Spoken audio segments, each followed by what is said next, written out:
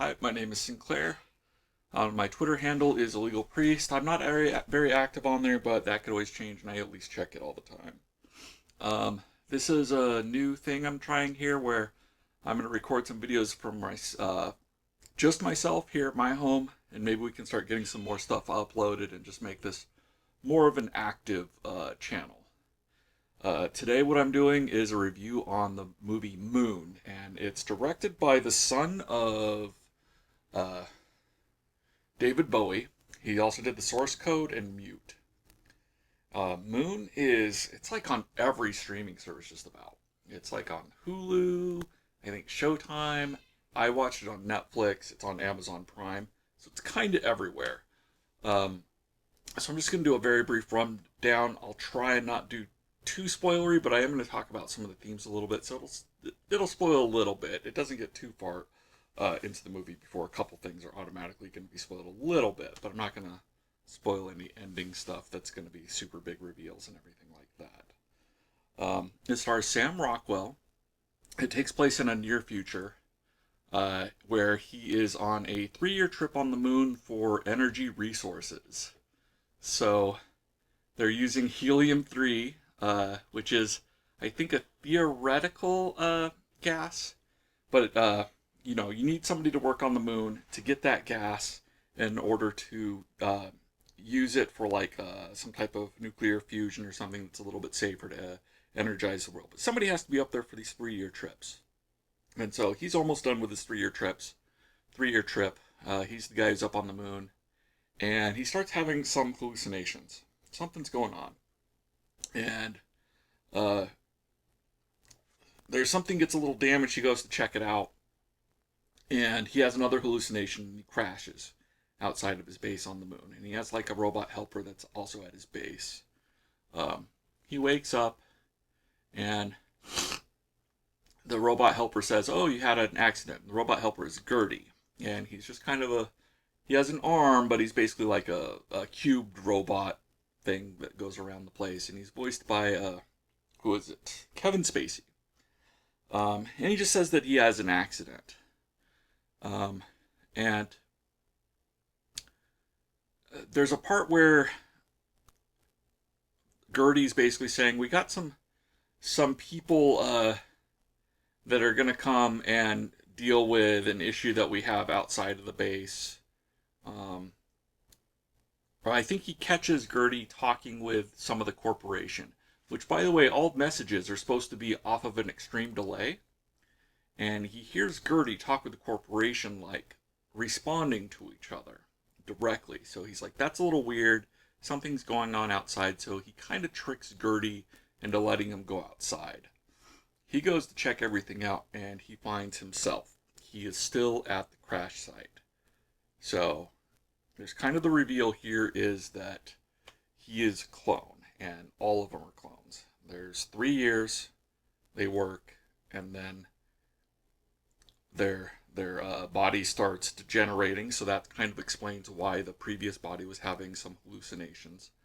And then the other clone takes over from scratch and assumes that their journey's just starting and they have the next 3 years. Well, he brings this clone back, and they start trying to piece some stuff together. You see some differences in the clones, where like one is the newer clone's having a harder time dealing with stress, whereas the older clone, who is starting to mess up more and more. I thought maybe it was some like radiation or something, but it was more that at 3 years it sounds like the body's kind of programmed to error out, and then the new one will take over. So with that is like what starts happening with the theming, which is like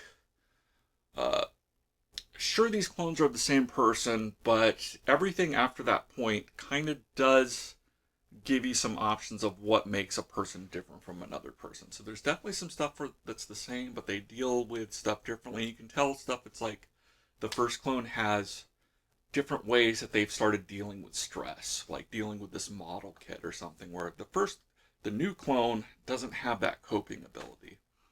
So even though they're generally the same, you're starting to see the split ups of what makes them unique.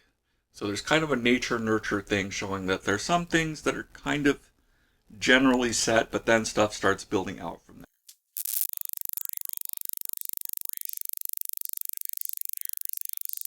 there. Where he's helping the main character Sam, who's also Sam Rockwell. And he's just like, my mission is to help you. Now, I'm sure that was programmed in a way to help the corporation and help him do his job, but it probably wasn't so specific, and the advanced AI probably let him to make a decision of helping Sam. Well, helping him could also mean emotionally helping him, which allowed him to make some other decisions in helping Sam.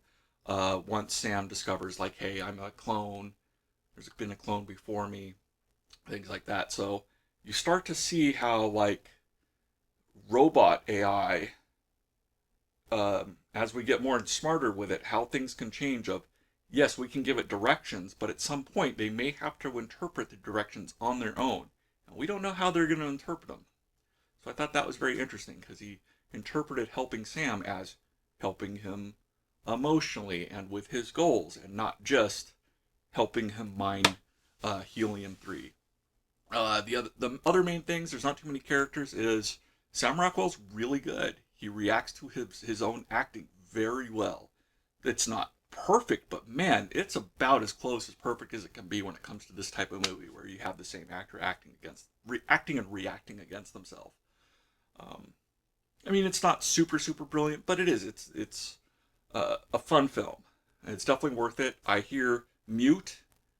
I don't think it's a direct sequel, but it's in the same universe, and there's a part where you see some of the fallout of what happens at the end of this, because he does come up with some plans of being able to talk with Earth, because he had a daughter when his mission started, and so he does try to contact her. You have the corporation bringing some people in to take care of some of the situation of the crash, things like that. So, it does start to, have a, something to work towards when it comes to being thrilling or suspenseful, that type of plot of, what is he going to decide to do? Are the two clones, are they going to be helpful? Are they going to be hurtful to each other? How many clones were there? How many more will there be? So there's a lot of those questions that go throughout the movie, so it's pretty cool. But Mute's supposed to be in the same universe. You're supposed to see some fallout from this movie in Mute. So I do want to check out Mute. I don't know if that's on everything. This is basically everywhere. It's called Moon. Pretty fun. I do suggest it. And I hope this video came out okay. Hope you like the Dr. Sleep thing in the background. This is pretty badass. And later.